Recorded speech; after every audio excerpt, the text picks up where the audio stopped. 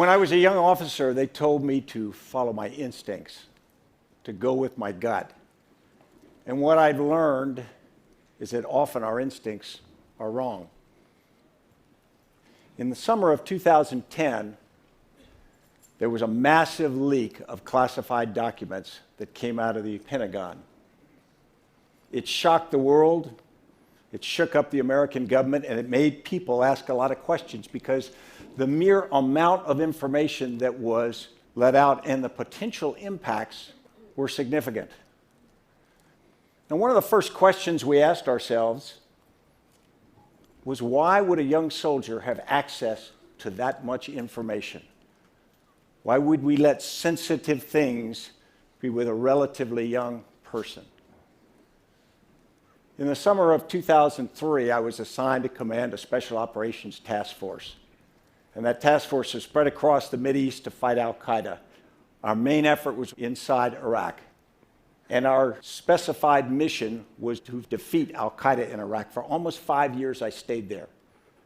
And we focused on fighting a war that was unconventional, and it was difficult, and it was bloody, and it often claimed its highest price among innocent people.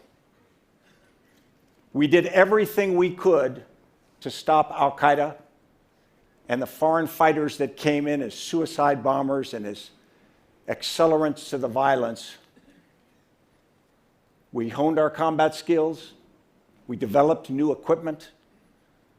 We parachuted, we helicoptered, we took small boats, we drove, and we walked to objectives night after night to just stop the killing that this network was putting forward.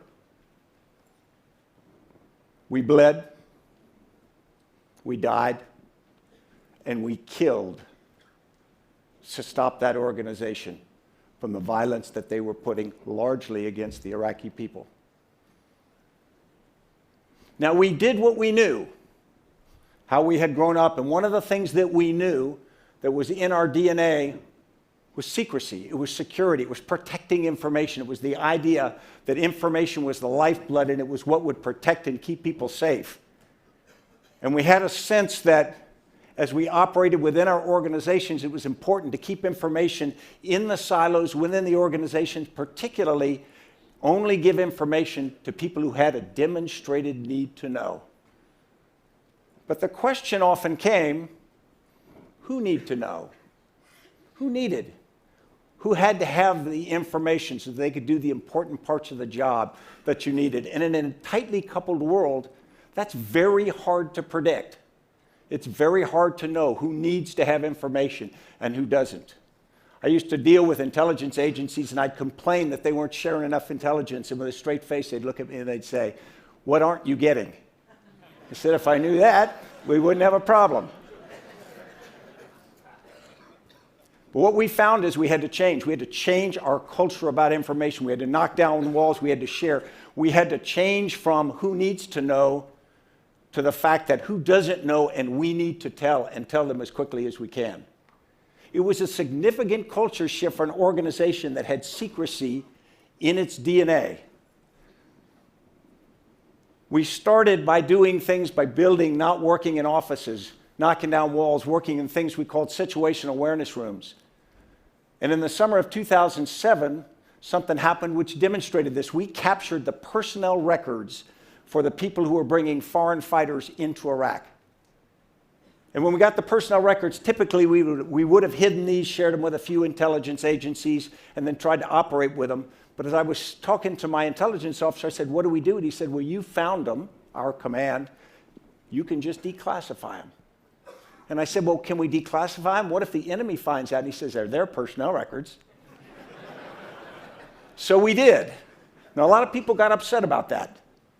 But as we pass that information around, suddenly you find that information's only of value if you give it to people who have the ability to do something with it.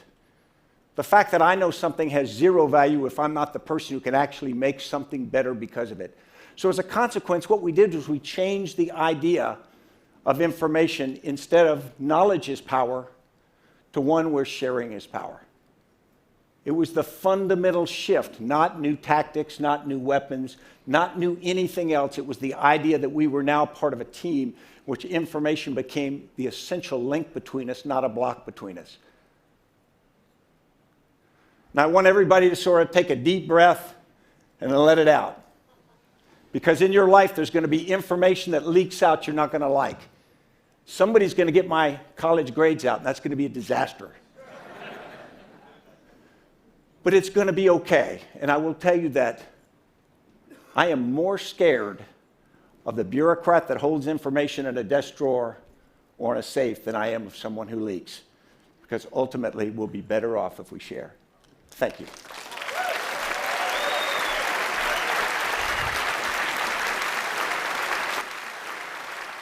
So I don't know if you were here this morning, if you were able to catch Rick Ledgett, the Deputy Director of the NSA, who was responding to Edward Snowden's talk earlier this week. I just wonder, do you think the American government should give Edward Snowden amnesty?